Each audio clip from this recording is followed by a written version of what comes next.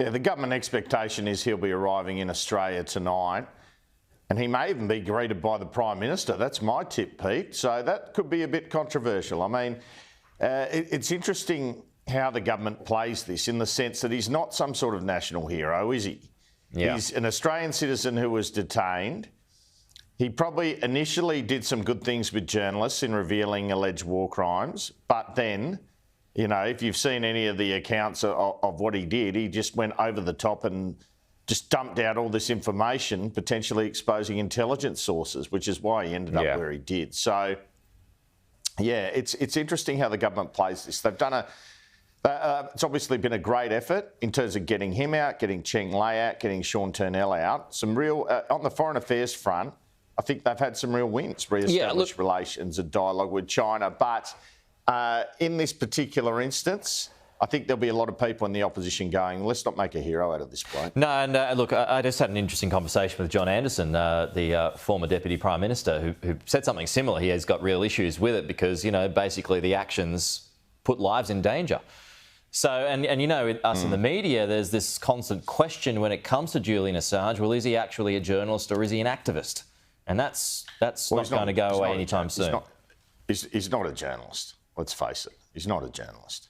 Yeah. And, you know, he probably had an opportunity to be like a journalist in his initial work with those journalists from The Guardian and wherever else, where they were just releasing little pieces of information that, you know, you could argue was in the public interest to release. But then WikiLeaks just said, oh, you've got a right to see everything. Yeah. And, you know, I mean, I'm all for the release of information. It is a bit of a vexed question, but I just think it went a bit too far. And but in terms of his release, look, he's been in jail a fair while. He's been confined for a fair while now, so you'd have to say he's done his time. I think Chelsea Manning's out, you know. It's interesting having Jeffrey Robertson on the program a little earlier, which took me back because I was there with him back in 2010 in those early court cases in London. So we're going back a bit there. Fatima Payman, is there, I mean, Richard Miles asked him about this earlier. Andrew, there's not going to be any consequence from her crossing the floor last night. What's going on behind the scenes that you're picking up? Well, I think the PM views her as a bit of a vulnerable young woman who shouldn't be excessively punished over this. But on the other hand, I guess she's in the Australian Senate, so she's as accountable as anyone there. And let's face it, it just wouldn't have been a good look for the party to martyr her over this. The Prime Minister's been done over by a 29-year-old woman from Western Australia on his team. It's as simple as that. It's a bad look for him. I guess they can be reassured it's not on a policy matter, so it didn't affect any particular policy of the government's. That might be a worse situation. Well, if she was a 45-year-old ex-union official in the Senate doing this, would she face a different punishment? I guess that's one question. What would the look have been in certain seats, and there are several of them that could be at play, if he expelled a 29-year-old Muslim woman from the party over the contentious issue of the war in Palestine? Yeah. So I think at the end of the day, they just sort of thought, look, let's not get any, this will go away, people won't pay attention to it. But the difficulty is if Greens leader Adam Bandt decides to do this, pull out this wedge again and again, Pete, is she going to cross the floor again and again? They have to find a way to ensure that she doesn't keep doing it, I guess. Yeah.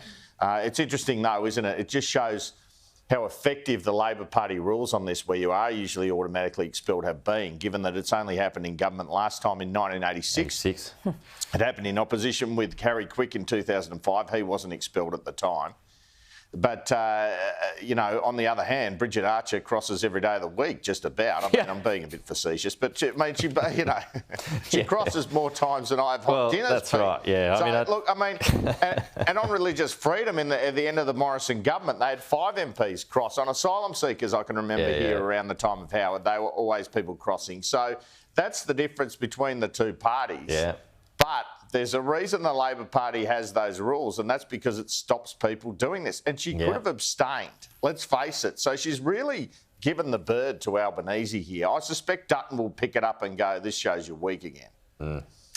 Yep, and Susan Lee's already said that point today. Hey, good to see you. Andrew Clennell there.